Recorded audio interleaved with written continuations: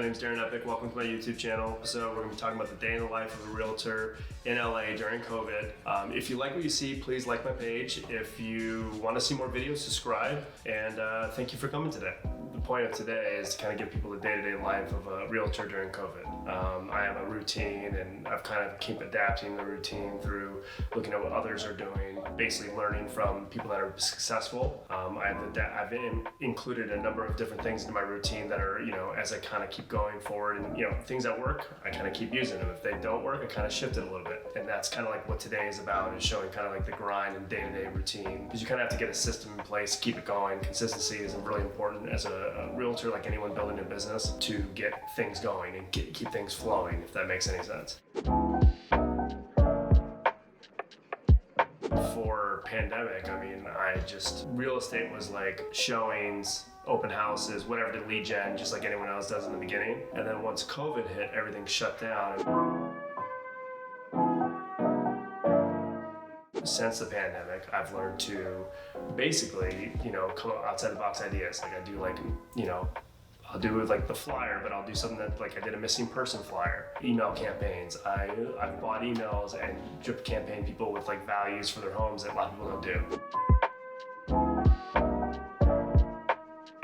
When the pandemic started, people were doing virtual tours. I think that went by the wayside. Like for example, I've done FaceTime tours. Like I actually FaceTime the people and walk them through the place and we have a conversation.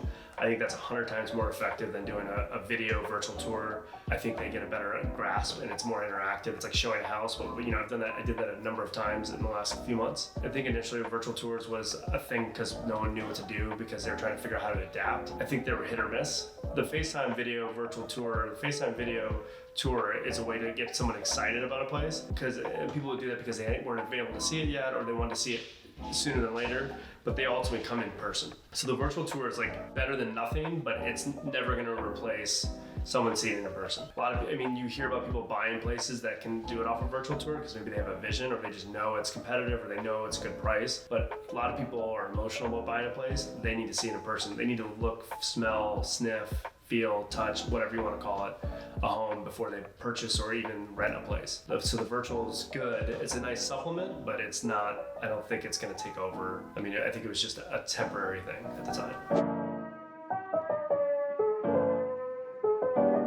There's been nothing in the office. Basically, I'm one of the few people that goes in the office lately. It's like 2 times, maybe there's like 3 people in the office right now. Everyone meets outside. People are working from home. Even the business manager who runs the office, she works from home. So Zoom, Microsoft Teams, that's what we do. We do a weekly Microsoft Teams now.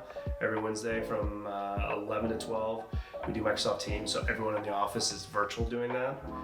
There is no one really going to the office. Unless they have to.